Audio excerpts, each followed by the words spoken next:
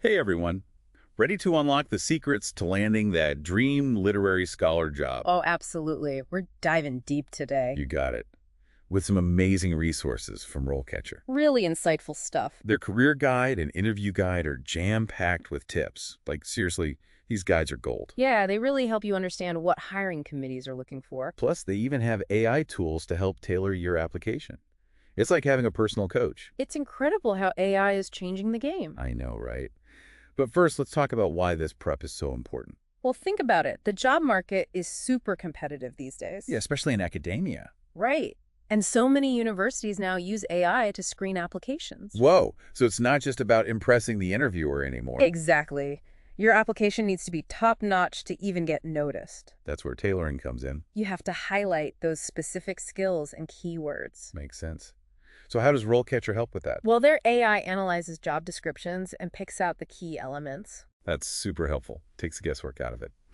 Okay, should we dive into those interview questions? Let's do it. Every question is a chance to showcase your passion and expertise. Okay, first up, what inspired you to pursue a career in literary scholarship? Ooh, a classic. I feel like everyone asks that one. But it can't just be I love books, right? Uh-huh. Right. You have to go deeper. Think about what really sparked your passion. A specific book. A professor. Yeah. It's about telling your story. And showing that genuine enthusiasm. Yeah. I like that. What kind of follow-up questions might come from that? Well, they might ask you to expand on a book you mentioned. Or your research interests. Okay, so be ready to elaborate. Definitely. Next question. How do you stay up to date with current trends in the literary world? Okay, this is important. Yeah, like I'd probably say journals and conferences. Those are good starting points. But they probably want more, right? Right. Be specific. Mention publications in your area of expertise. Ah, so instead of just saying journals, I should name specific ones. Exactly. Like if you're into post-colonial literature, mention post-colonial studies. Shows you're really in the know. Right. And you could also mention scholars you follow, online forums, maybe even blogs. So it's about active engagement, not just passive reading. Exactly. Okay, this next one seems tricky. Can you discuss a particular literary theory you find compelling? Ooh, this is a good one. I feel like I'd freeze up. How do you choose which theory to discuss? Don't overthink it. Choose one that resonates with you, that you can explain well. Something I'm genuinely passionate about. Right. Explain why it appeals to you, how it's shaped your thinking. And give examples of how I've applied it. Yes. Connect theory to practice. That's key. Okay, I'm seeing a theme here. It's not just about knowing the information, but showing how you use it. Exactly. What kind of follow-up questions could they ask about the theory? Maybe about its limitations or alternative approaches. Okay, so be ready to think critically about it. Definitely. Okay, next question. What is your process for conducting literary research? All right, time to showcase your research skills. This one seems pretty broad, though. Where do you even start? Break it down, talk about formulating research questions, finding sources. Like, how do you find relevant sources? Right. Do you use archives, digital databases? Both. Yeah. And mention any research tools or methodologies you find useful. Oh, like digital humanities tools. The career guide mentioned those. Yes. Show that you're comfortable with the latest technologies. Okay, I see. So, for example, I could talk about using text analysis software. Exactly. That shows you're adaptable and tech-savvy. What follow-up questions might they ask about my research process? They might ask about challenges you faced or ethical considerations. Okay, so be prepared to talk about those aspects too. Definitely. It's about showing you can think through those complexities. Okay, this next one is a bit intimidating.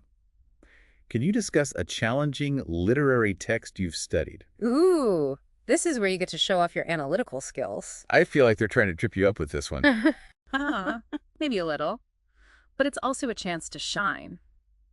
Choose a text that really pushed you intellectually. Even if it was really hard. Yeah.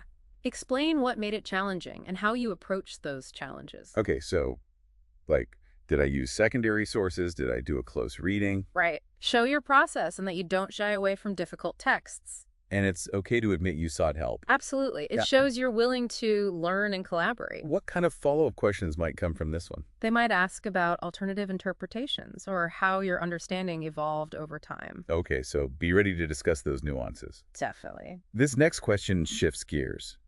How do you approach teaching literature to undergrads? Ooh, this one's all about your teaching style. Okay, so more than just lecturing. Right.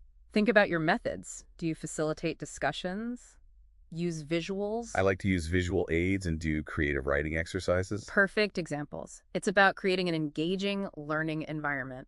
So showing that you're passionate about teaching and inspiring students, Exactly. And be prepared to talk about how you handle challenges in the classroom. like student disengagement or controversial texts. Exactly. It's about showcasing your adaptability and empathy. Makes sense.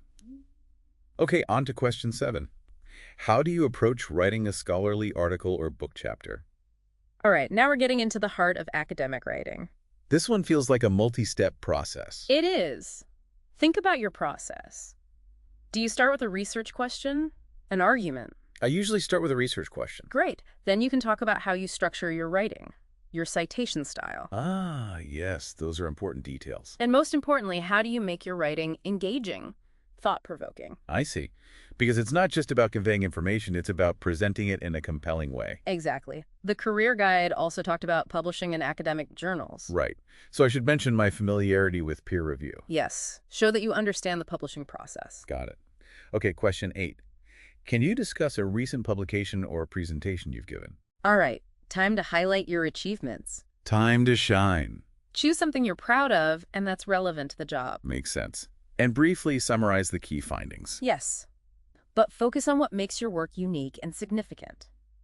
I remember the career guide mentioned presenting at conferences. Right. Share those experiences too, especially if you received positive feedback. Shows you're actively involved in the field. Exactly. Okay, we're almost done. This question is thought-provoking. How do you see your research contributing to the field? This is about your vision. Okay, so how my work fits into the bigger picture of literary studies. Right. How does it challenge existing ideas? Fill gaps in knowledge? It's about showing how my research pushes the boundaries of the field. Exactly. And demonstrating your awareness of the larger debates and issues. What kind of follow-up questions might come from this one? Maybe about potential collaborations or the real-world applications of your research. Got it. Okay, final question. How do you see the field of literary studies evolving in the coming years? And what role do you see yourself playing? This one's a mix of prediction and ambition. I like it. Think about the future trends in literary studies, digital humanities, new theoretical approaches. Oh yeah, the career guide mentioned the growing influence of technology. Exactly. So discuss those trends and how you see yourself incorporating them. It's about showing that I'm forward-thinking and ready to adapt. Yes, but also acknowledge the challenges facing the field, like funding cuts or declining enrollment. Okay, so show that I'm aware of the realities of academia. Right. It's about being both a dreamer and a pragmatist. I'm feeling much more prepared now. Me too. And don't forget, RoleCatcher has those AI-powered tools. Those are going to be so helpful. They can really give you an edge. We'll talk more about them later. Yes, definitely. But for now, let's take a quick break and come back to explore some insights from the career guide. Sounds good. We'll be back in a flash. We're back, and we're not done with RoleCatcher's insights yet. Not even close. That career guide is a treasure trove of information. I know, right?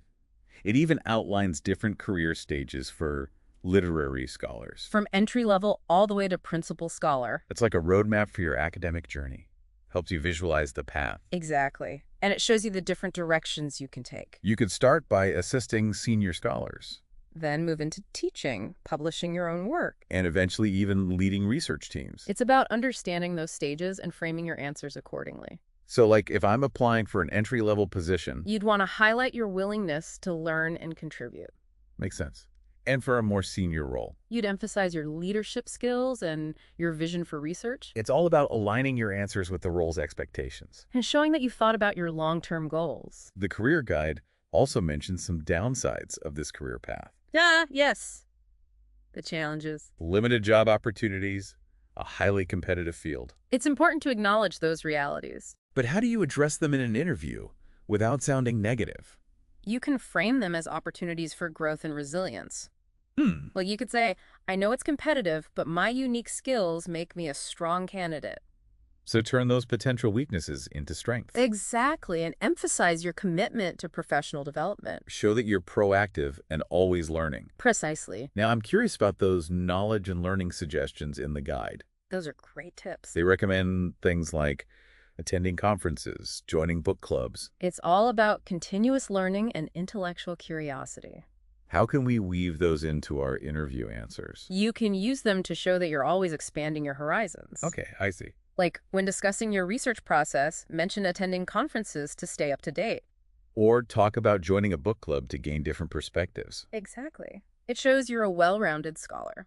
Now, can we talk about those AI features? I'm dying to hear more. Oh, yeah. RoleCatcher's AI feedback is a game changer. Tell me everything. It analyzes your responses and pinpoints areas for improvement. Wow. It's like having a virtual coach. It really is. It provides feedback on clarity, conciseness, relevance. It even suggests alternative phrasing. Yes.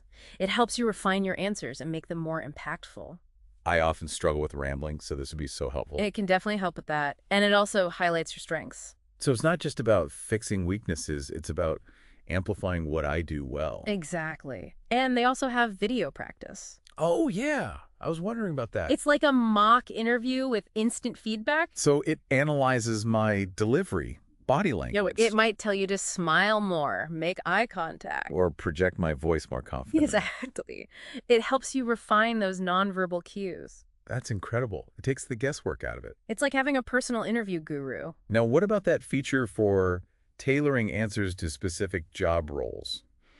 This is where RoleCatcher's AI shines. You input the job description. And it does the rest. It analyzes the key skills and keywords. And then it suggests how to customize your answers. So I'm hitting all the right notes. Exactly. It's Yeah. like having a personal resume and interview consultant. This is all so helpful. And remember, practicing with RoleCatcher's AI can help you identify any gaps in your experience. Gaps. Like what? Maybe there are skills you need to develop or certifications to consider. Okay, yeah, that makes sense. It's about strengthening your candidacy. I love that. Now, what else can we learn from the career guide? It also talks about different career paths within literary studies. Like academia, publishing, journalism. Yes, it provides insights into each field. And tips on networking and building your professional portfolio. Absolutely. It's a comprehensive guide. I'm excited to explore those resources. It's a fascinating world out there. Okay, before we dive into that, any other tips for acing the interview? Well, we haven't talked about behavioral questions yet. Oh, yeah. Those tell me about a time when questions. We'll cover those and how to craft a compelling narrative. Sounds good. Can't wait. We're back and ready for the final act. We've prepped those brains. Now let's talk about how to nail the interview, like for real. It's all about presentation. You've got the knowledge, now let it shine. So beyond just the answers, what makes a great first impression? Enthusiasm. Let that passion for literature be your guiding star. I love that. Let your inner bookworm loose. The career guide also mentioned communication skills, both written and spoken. Absolutely. Clarity is key. Speak clearly, concisely, and use relatable examples. Like I'm teaching them about my work, right? Exactly. And don't forget body language. Good posture, eye contact, you know the drill. No slouching allowed. Haha, exactly.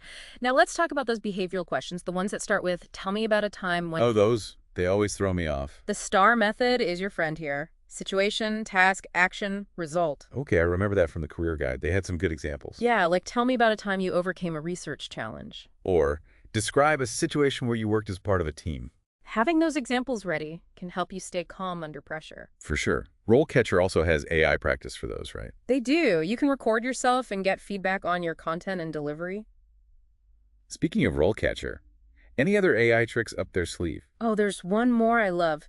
They can actually suggest potential follow-up questions. Wait, seriously, how is that even possible? It's like a sneak peek into the interviewer's mind. It helps you anticipate those curveballs. That would be a lifesaver. I always get flustered by unexpected questions. And remember, practicing with RoleCatcher can help you identify any blind spots. Like areas where I need more experience. It could be skills, knowledge, certifications. It's like a personalized career coach. Exactly. Yeah. So to wrap things up, remember to believe in yourself. Yes. You've chosen a challenging but rewarding path.